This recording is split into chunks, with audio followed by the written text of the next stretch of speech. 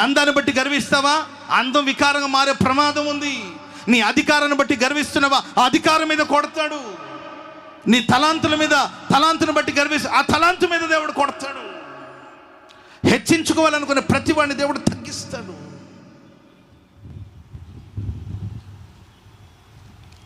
ప్రియులరా, గొప్పలకు పోయే వాళ్ళందరూ కూడా తమను తాము హెచ్చించుకునే ప్రతి వాళ్ళు ఓ రోజు వాళ్ళ జీవితం అవమానంగా ముగించబడుతుంది.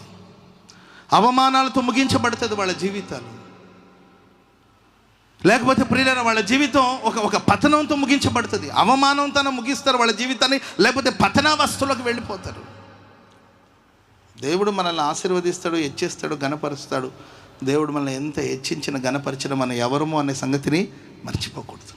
ఆమెను చెప్పండి అందరు గట్టిగా. హామాన్ని దేవుడు హెచ్చించాడు. దేవుని ఆశీర్వాదం లేకుండా ఒక మనిషి హెచ్చించబడలేడు. అందరికీ పేట వేశారండి.